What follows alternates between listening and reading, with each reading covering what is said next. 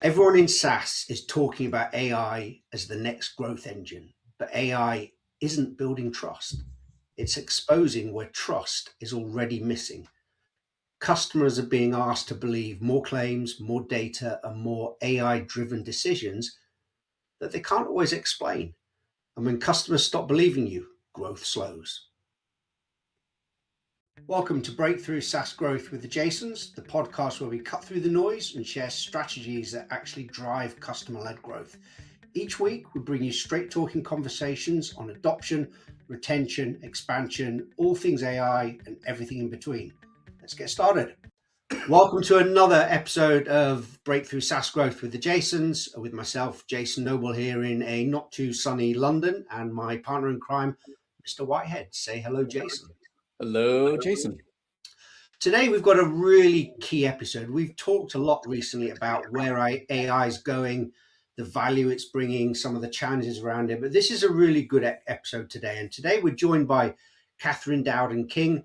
Catherine works at the intersection of data leadership, AI community, and really executive credibility. She leads marketing and brand engagement at Orbition Group and is the editor of Driven by Data magazine, where she creates content, events, and conversations for a global community of many senior data leaders. And I think what really makes Catherine a really strong voice for this conversation is the time that she spends with chief data officers and other senior leaders in data, in analytics. And these are the people really today trying to make AI credible inside organizations, not just a shiny technology story, but something boards, teams, and customers can actually understand, believe, and act on.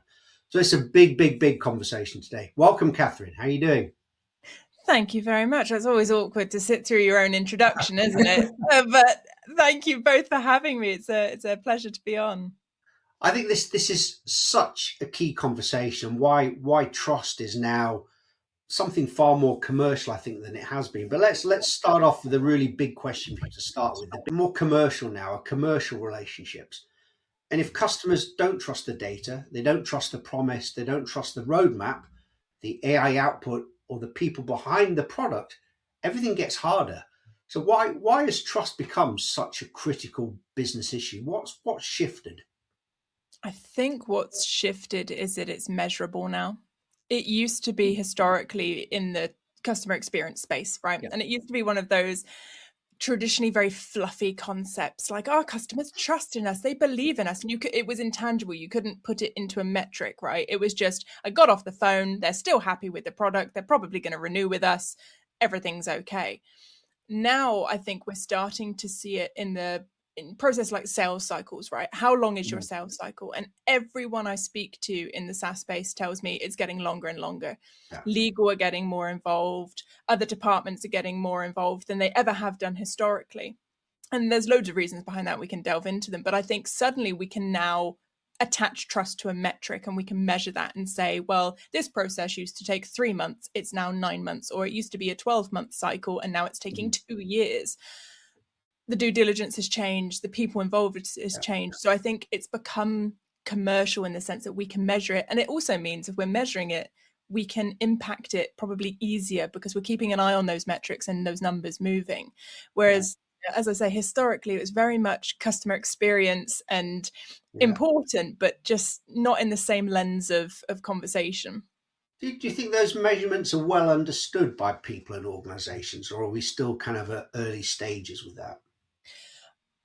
You know what, I would always say it depends, and this is my politician's answer, it depends on the size of organization and how much time you have to actually sit back and look at the data and look at the business intelligence and see, are there particular people within your organization who are, going to events and making those kind of thought leadership conversations, and they're, people buy from people. And again, this is something we'll probably delve into in this conversation, right?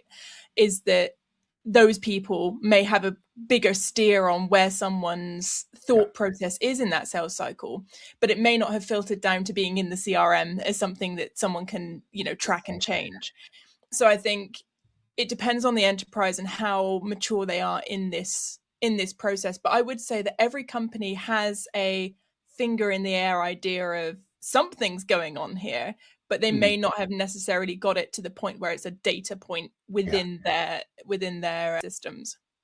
You know, I just think that's so interesting, especially how you relate it to the sales cycle and the buying time getting longer.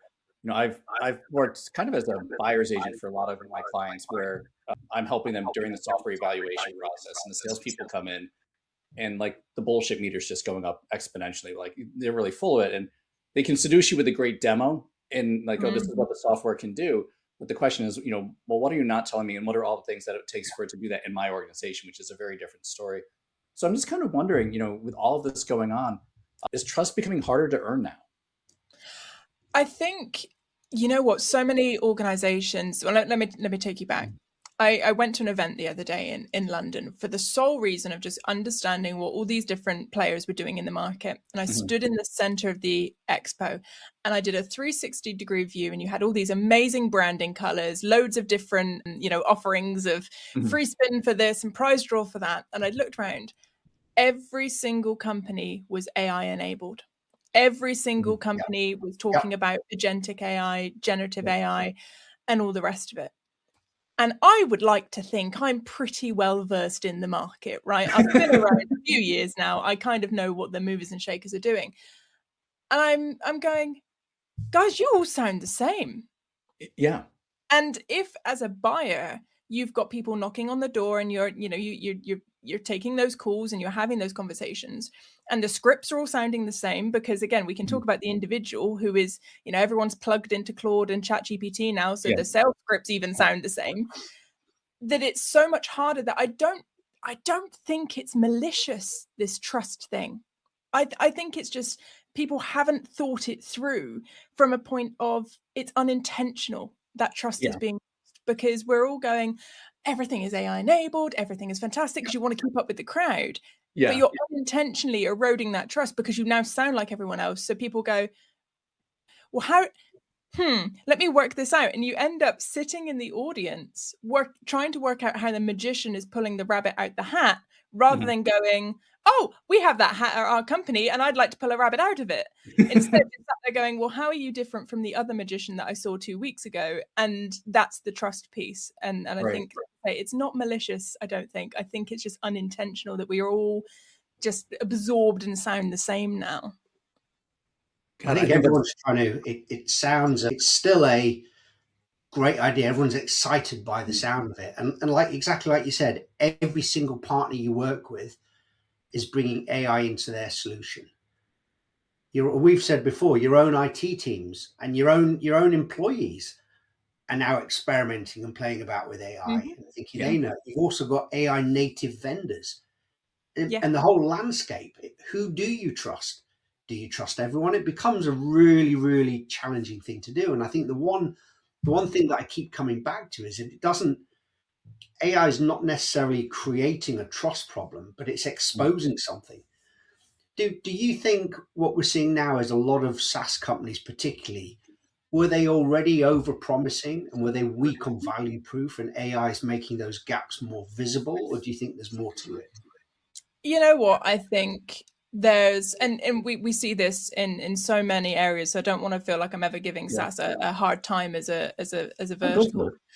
But well, now you said that. No, you know, let's take academia into corporate.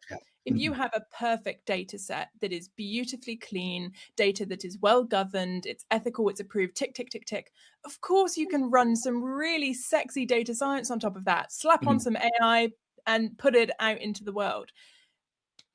Not many organizations are like that in real life, right? And I think this is what's happening, is that the academic side of AI is increasing, and it's on the edge of the art of possible, and it's really exciting. And I love, you know, reading those reports and watching those talks, and you just think, wow, this is really cool. But then I think where the gap is between that element of academia to then reality. And then you've got SaaS that are kind of marketing themselves as, yeah, we can do this. But then there's the reality of, but when I plug it into your application, it's going to suffer with A, B, and C because of the aforementioned messy data set, or you've got, you know, humans are involved. So if Dave from finance and Susan from marketing don't see eye to eye on this process, that can be an inhibitor to success. So I think what SaaS kind of suffers with is the fact that, yes, they could do these things. And I think that it's possible, it's reasonable. And I don't think the marketing, again, I don't think it's intentionally malicious to say we can move your data from here to here, or we can do this and it's all AI powered. I think that's the truth. But where the little asterisk is missing in the marketing is saying, but when I plug it into your company, we may not be able to get it there for another 5 to 10 years because of all the foundational stuff that you've got to get to a certain place for it to be enabled. In that scenario where I've done a lot of work is that there's a big difference between here's how we deliver the software and here's how you deliver value in your organization using the software, because of all the things you just said. And most organizations, what I found is that the people implementing it don't understand those other elements, like Dave in finance and Susan. Like I've seen the turf battles and outright loathing between key individuals within an organization. And unless you're going to address that, you're not going to get them to collaborate effectively using any tools. So it's really, and I think the way companies are selling software, they don't explain, here are the steps that you need to take in your organization. And, CIOs and IT teams have been tasked with, let's get the software live. And the executive sponsors, like if it's a CRM system, the CRO or whoever's in charge of it has no clue about how to resolve those conflicts and that they even need to. So they've never been educated on these are the steps it takes to transform your organization using technology, using AI, all those things. So I think there's a big gap there. And that's got to come, in my opinion, from the chief data officer or chief information officer or even chief technology officer, is that constant education. And what we're seeing with AI, which I don't believe we've seen before, we had the cloud hype, we had big data hype, data science hype, and now we're in AI. The difference is nobody in finance really gave two shits about the cloud. Right. No one in marketing really cared about big data beyond what they could do with it from a lead perspective. But what we've got now is everyone has an opinion and everyone has their own ideas on how this should be worked within an organization. Suddenly a chief data officer or most senior person that is in charge of this function has their work cut out for them. And what's exciting to me is, in just the same way that we've seen trust move from customer experience into a more commercial conversation, is that those soft skills, which everyone kind of brushed to the side in the data space for the last however long, suddenly they're really crucial now. Because yes, you can understand the tech stack, you can understand the need for it, but can you pitch that appropriately to marketing, to finance, to operations, that they actually are fully believing you? And it comes back to that trust piece, that they trust you to get on with it from an AI perspective, because all of their jobs now and their teams depend on this strategy being right, because it is the future. Whether you take a negative view to that or a positive view to that, it's not going to go away. So if you, as the person in charge of this mandate, don't get it right, that's potentially, as me as a head of marketing, right? If we aren't using the most ambitious AI strategy possible, well, that's my own career trajectory potentially stalled. So there's now a personal stake in this game. So again, it comes back to that trust piece of, I have to trust whoever's in charge of implementing those tools or buying those tools, or the data literacy and AI literacy piece within that organization. You've got to have a lot of trust in them, and it becomes a much bigger job than it ever has done before. Well, what do you think changed? It's fascinating when you talked about cloud and data, and other people weren't interested in that, whereas everybody is interested in AI.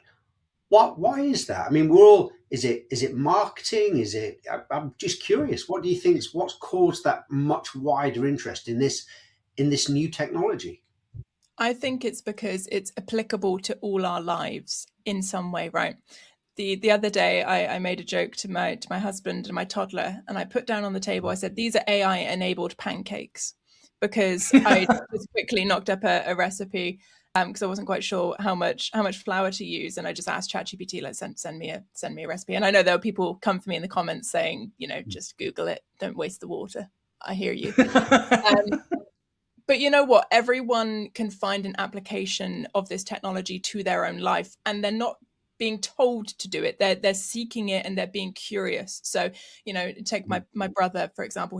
He owns a landscaping business. Suddenly he's able to go into a client's house and do a quote, take a photo and ask a few key questions of, okay, you want this patio, you want this fence, you want this. Okay, puts it into ChatGPT as a prompt. There's an image straight away, and the client can go, oh yes, this is exactly what I want. And then he's able to do a bit of an upsell and goes, well, if you wanted this, and add in, say, a pergola, for example, they can see it. And humans, we're visual creatures a lot of the time. And suddenly when someone's talking to you about, oh, do you want this wood or that wood or this product, if it's really in your wheelhouse, you can't articulate it, right? But if you can see an image and you can go, oh yeah, I can absolutely see myself sunning myself on that patio, you're able to do that. So that's a completely different application. Yep. We're able to do that ourselves. So that's not the company saying, hey, you should learn about this. This is us being curious in our own lives. And then where I think it's meeting something really interesting is we're then bringing that curiosity into work. We're going, okay, I have a list of 200 companies. Let me put that into Claude and ask in a deep research mode to say, hey, in the news at the moment, what against these indicators, which company is most likely to do X or Y? And suddenly you're able to get results that would have taken, hours and hours of research. But it's that curiosity piece that I think is unlocked. Whereas the cloud wasn't really applicable outside of work for many people, right?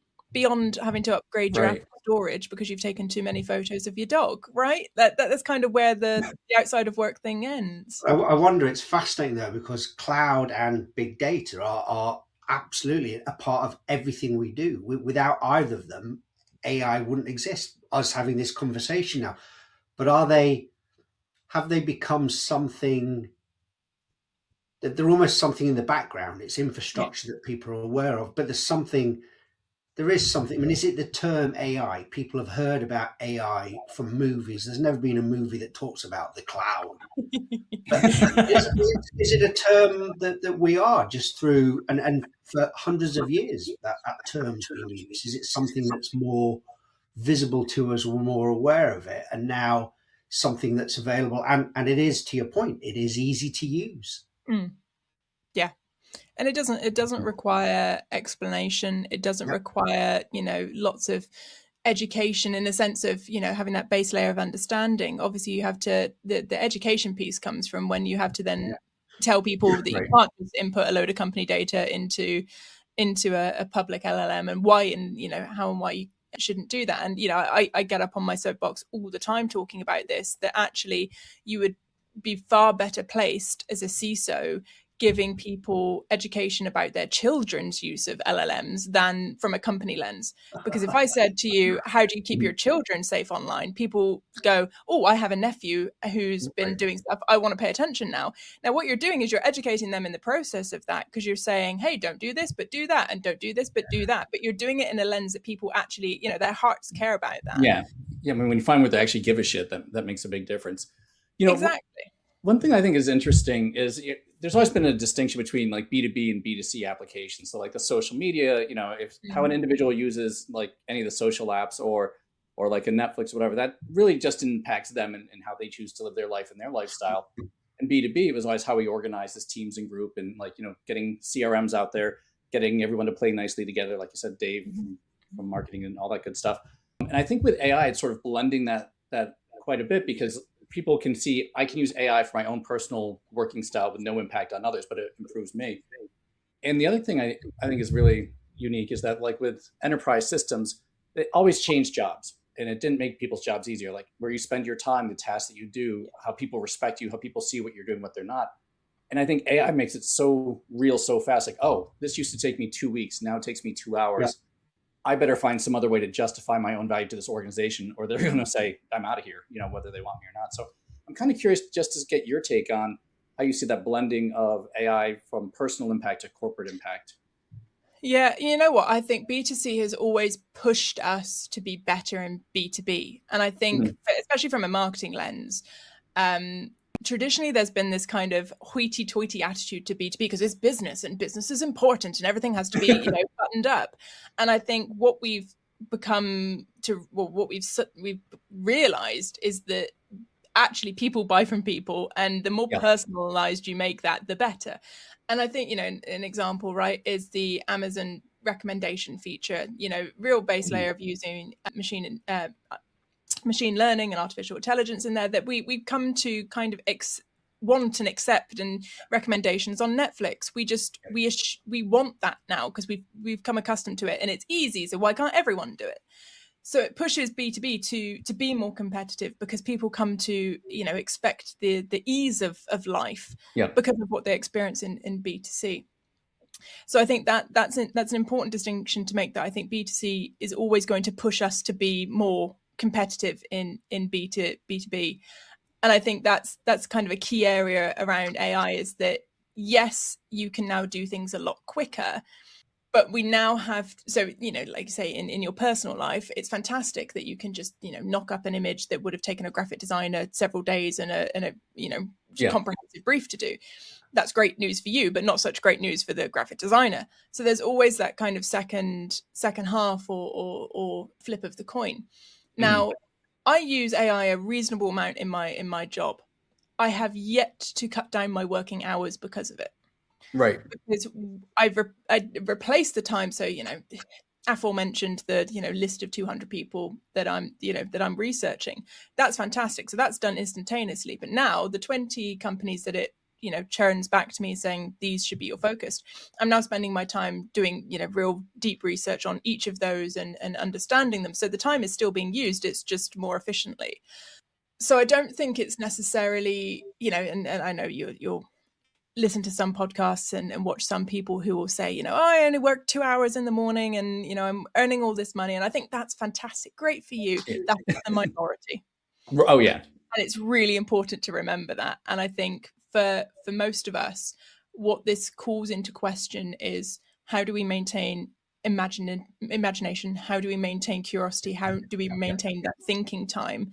Because I think that's going to be the thing that keeps us in our job. To your point, Jason, about, how do I keep myself, in employment? It's by continuing to be better than just AI. Right. That's one of the fascinating things, is I think there's an inherent amount of laziness that everyone's going there. People get AI now to write your emails.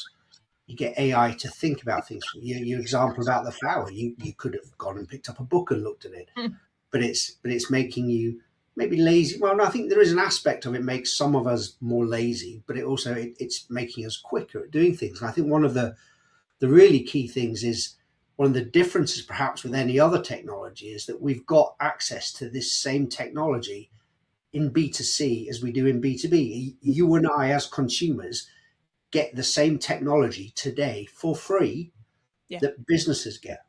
And we can build our own AI capabilities, build our own agents for free or virtually free, to the same level that businesses can. And I think what you're seeing is, on the consumer side, individuals are starting to drive this further forward, a lot further forward than organizations perhaps are. And I think that's a big shift that we've not seen before.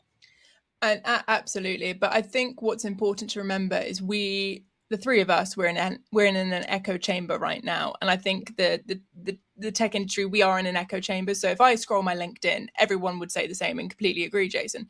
But if I step out of here, I've spoken publicly about it. I'm a trustee for a charity, and I was talking about some, what I would consider kind of base level foundational data pieces. And I looked like I was Merlin the wizard because of what I was saying. And then you realize that you're stepping out of that echo chamber and so that's important to remember as well. But I think what's really quite cool is there's a creator I've recently followed on TikTok. Her name's Phoebe Lee.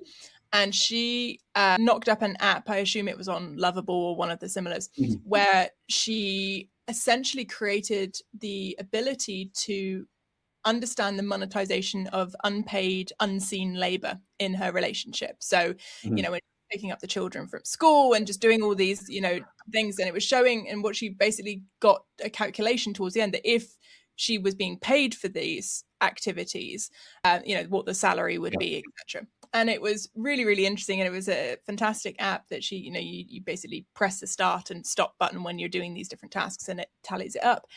And you just think, even 2 years ago, that would have been a major team, a major expense, and she's done that within, a couple of days. And it's been, again, and I've looked at the comments on TikTok and people love it. And you've got that social proof to then go, okay, this is something that I should invest in. This is something that there's potentially revenue behind, right? So you've got the ability to do that. So I completely agree with what you're saying, Jason, that it reduces the barrier, right? You don't have to be a big business with deep pockets to be able to do this stuff.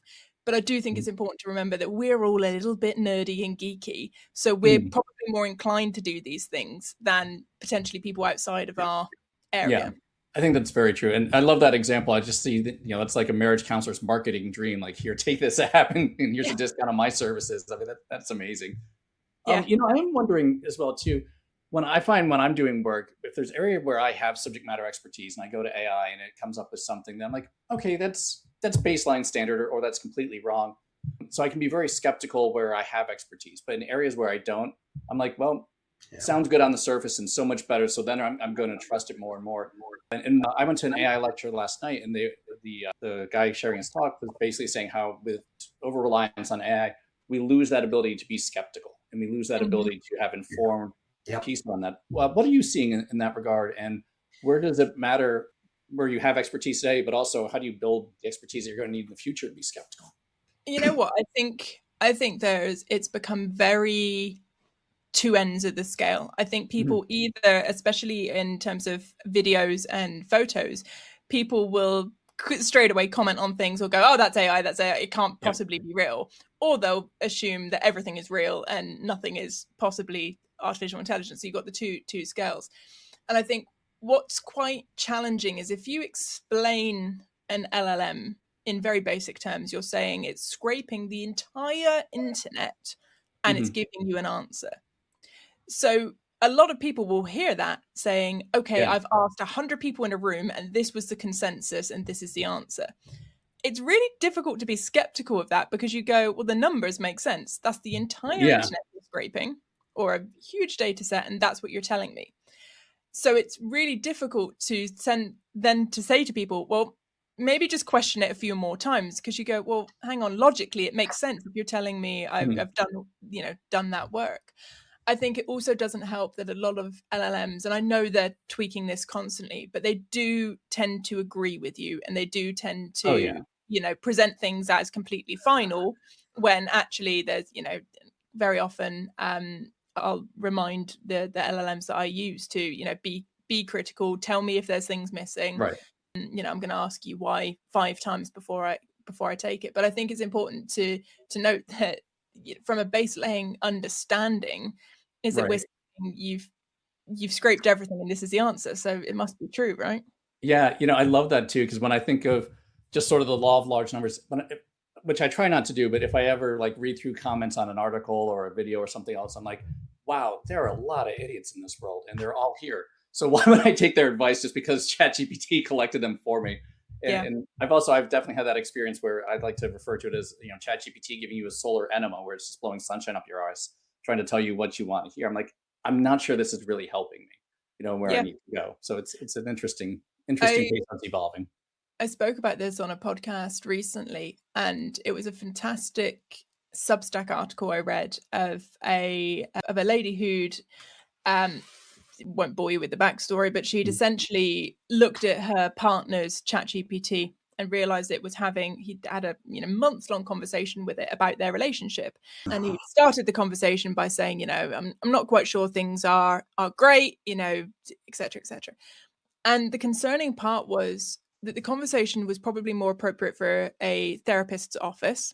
But the difference is that a therapist would hold you to account. They would create an environment that, yes, you can disclose things safely, but they would also challenge you to go, well, why do you think that? Or where's that come from? Or asking kind of more pulling questions. Whereas the ChatGPT response was basically like, yeah, this sounds awful. Like, poor you. This is all. And, kind of the conversation became quite toxic, despite the kind of, if you remove yourself from the context of the dynamic of the relationship, you could see that, perhaps there was accountability on both sides. And it was a really interesting article to read, because I thought this is where I think the technology veers quite closely into the dangerous, with, as you say, giving that kind of solar enema type approach of being like, yeah, no, your relationship is awful. Yeah. I can see what you mean. I mean, X, Y, and Z this is so bad because of the tone of how you've approached it, because it's not neutral. And again, you know, a therapist they're licensed, they're regulated, they're educated.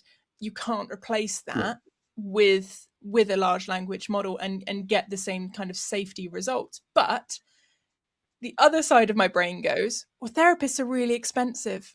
And there has to be a layer of understanding the class access piece. So actually, is there a place for SaaS enabled therapy that you can actually access a chatbot or something? But you know, you'd have to work on that data set to make sure that there's checks and balances and regulations involved. So I think the issue with all of the AI conversation, again, it links lovely back to trust, right? Doesn't it? You know, do you trust that you're getting a decent, thoughtful response? Yeah. And this is where I think it's a really interesting conversation, because we struggle as humans with nuance. You know, I don't think that conversation is a bad one to have with an LLM if you take into account how expensive and inaccessible therapy can be to some people. But I also don't think it's the gold standard, and I think you should access a therapist. But that nuance, especially if you look on social media, you go on X or LinkedIn or whatever, you know, if you go on Reddit or whichever, you know, social media is your poison of choice. That's where we people, is that nuance of the debate, because yes, AI is awful for the environment, but it's also curing cancers at a rate of knots. It's also going to come with ESG strategies that would have taken 10 years to build. So it's like there's a pro and con in every direction. And I think that's what makes it harder with the trust piece. The other really fascinating thing is when you start going into areas like that, how much do we trust technology with our data? You know, we're going to very, very personal areas now, and what checks and balances do we know are in place? Yeah. Particularly if these tools, you know, say you're using ChatGPT for free. Yeah. It's for free. How do I know that my data's safe? I think it's safe to assume it's not. And that's absolutely. I think people ask me, I think people don't think about it, or they think it is safe. They don't question it. And there's a worry. All there needs to be is some problem, some breach at some point. And it's a big issue because you're sharing so much. You know, when you give these models like Claude access to all your emails and things, you know, thinking through what it can see, what we're selling our data. That's been something we've suffered with for the longest time, right? It's that risk versus reward. If you know, at trade fairs and fates, right, people will give away their personal email for the chance of winning a Mini Cooper. You know, we're actually in the UK, especially, we're very willing to give our health data away to researchers and organizations that are researching genetic diseases and biology. Now, if I said to you, hey, give me your health data, chances are you're going to go, a bit risky. And I go, haha, but I'm going to cure this illness that's been in your family for so long. You go, okay, yeah, have all of it. Yeah. So it depends on the question you're asking. And I guess it goes back to that point of why you're using an LLM, is that actually it really does benefit you personally for whatever reason. So you don't mind that exchange as much. I think the big differences, though, are it's one thing to give away your email address. That's just a token that points to one way to contact me. To give away my personal details about a relationship is a very big step. And I think, again, we're all giving that same information to this same large language model. And no, can we trust it for this? If you're giving it to a medical organization for some research they're doing, there's more checks in that. You know who they are. Whereas this is a global technology organization that is backed by investors today. At some point, they have a business model, and at some, you know, so it's really fascinating just how people are using this, and particularly if you look at kind of younger kids, the way that they use LLMs now, it's like Google. They're not, but they're willing to share more information, even at schools and things. It's absolutely fascinating. Yeah. And that's, I think, the key difference is that I mean, it's a bit like I am of the age of that social media was kind of, Facebook was kind of a thing as I was into kind of my mid to late teens. So I've got a very different relationship than the generations above me. Right. And my comfortableness with sharing on socials is going to be very different to the generations above me, because I'm somewhat native to it. And again, you mentioned earlier about organizations themselves who are AI native. They are going to have a very different all hands meeting and town hall conversation about AI compared to, a bank that's been around for 200 plus years and has masses of legacy. So again, it comes back to that nuanced conversation. Yeah, I'm curious if you have any favorite examples of where AI has led people down into dangerous paths in the corporate world. And a couple of things come to mind. One is sort of like we alluded to earlier. If you use AI to do your data analytics, maybe you're analyzing your customer, how you're executing against the strategy. The data may say one thing, but how the AI interprets that and recommends, like, oh, you're doing the great thing, stick with this strategy, as opposed to it's going to shit, man, and you need to pivot here, could be very different. And even a simpler example, Jason and I had someone reach out to us to be a guest on the podcast and sent like a lovely note written by AI saying, we caught your episode. It was hadn't heard it at all, didn't know anything about us. And so like the credibility instantly went downhill. So I'm just kind of curious where you think people need to be more skeptical or concerned about using AI in the corporate world. You know what? I won't give any named examples because I've got too many NDAs against that. But I think the most visible one I'm seeing at the moment is people are clearly plugging in lots of AI bots for messaging and for comments on LinkedIn. And I get them so regularly where, I put out a post about, especially around the diversity and inclusion piece. I write a lot about that, especially in the tech space. And then you get this AI comment underneath that is clearly a bot that then advertises their service. And you think, whoa, not the time and place. And clearly, any human that would read the post would never comment that, because you would go, not appropriate, I'm going to read the room. Right. And this is what AI at the moment struggles with really, really deeply, is reading the room and understanding that kind of context. And again, I get so many automated emails and messages as we all do. And yes, it's kind of the difference between input and output, right? Yes, you're doing the emails, tick, well done, you've done your job. But are you actually getting any results from that? Or, as you said yourself there, Jason, are you actually damaging the brand because you're showing that I'm not worth the time to create an email? If I'm not worth the 30 seconds it would require for you to go, hey, Jason's, I've listened to the podcast, it's actually really cool, I'd love a chat, versus something that is, more quote unquote professional and kind of well written grammatically. Yes, you've taken the time to put in a prompt, but I don't think it comes out in the wash in the same way. And it was interesting you mentioned about the generational piece. I mentor someone who's literally just stepped foot in the market, so straight out of university, and she sent through some comms that she was sending, and I called her up straight away, and I said, "When was the last time you ever said to someone, 'Let's keep the dialogue open'?" Silent, and I was like, "Get rid of it. You don't need to talk in how you perceive to be professional language. You just need to speak like a human being, and you will get better results."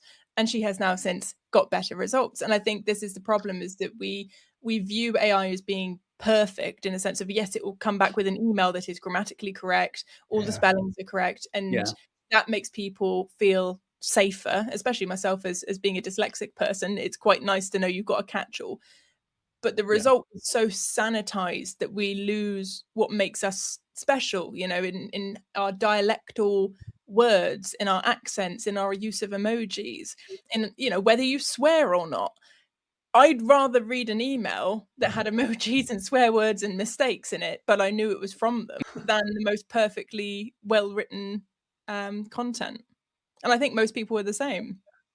Catherine, this has been such a great conversation. We always like to give our guests what we call a breakthrough challenge question. And the one for you is, if a business, a SaaS business, really wants to build trust in this new AI era, what's the one uncomfortable truth that they need to face first that they might not be thinking about? I think they've got to realize and market themselves that they don't do everything. and that they can't do everything, and that they don't want to do everything. I think so much of the SaaS space right now is saying we can do it all. We're a one-stop shop. Come and, access us for everything. Whereas previously people were very honest by saying, we're in this lane. This is what we do. Go speak to them if that's what you want to do. I think we're all, as I mentioned at the start, merging in together. And I think the uncomfortable truth, you don't do everything, and you don't do everything well. You probably do 1, 2, maybe 5 things really fantastically well. Dig deep into that area and stop trying to blend in with everyone else for fear of the optics of missing out. Because you're always going to miss out by branding yourself the same as everyone else. You'd be far better. I'd love to see a billboard somewhere saying, we don't do this, but we do it really well. I think you'd get, someone can have that marketing idea for free and use it. I think you'd get far better results than trying to come across as a one-trick pony that does everything. And yeah, it's uncomfortable, I think, for many people to be that brave and say that, especially from a marketing standpoint, is that you've got to push back and say, yes, we could build everything, but we don't really need to or want to. That's fantastic. That'd be very different than the conference where everyone sounds the same. I love that idea. Thank you so much for joining us. Before we go, we always invite our guests to do a shameless plug for yourself, your organization, a passion project, and let people know how to get in touch if they would like to. Oh, I love that. So I work for an organization called Orbition Group. We're an executive search company. So we hire in the best chief data officers for boards, and we build out their senior leadership teams. So heads of engineering, heads of AI, heads of architecture, that type of thing. We have a fantastic community, which I'm responsible for, the Driven by Data community. So if you want to be in a room where you can have a chat with people in a very candid way, we don't really sanitize our conversations. So if you'd like to come and be part of that, just find us on our website. And yeah, follow me on LinkedIn. Excellent. Kath, this has been a great conversation. Really, I think could go in so many different ways, but I think we've covered so much ground that I know a lot of people are thinking about. So I think this will really resonate well with our listeners. So a big thank you. Thank you for having me. Thanks for listening to Breakthrough SaaS Growth with the Jasons. If you enjoyed the episode, follow our show, and please share it with someone else in SaaS. You can connect with us on LinkedIn, YouTube, or at breakthroughsaasgrowth.com. And if you know a brilliant guest or a sponsor who'd be a strong fit for the audience, send them our way. Until next time, keep closing the gap between what gets sold and what customers actually achieve.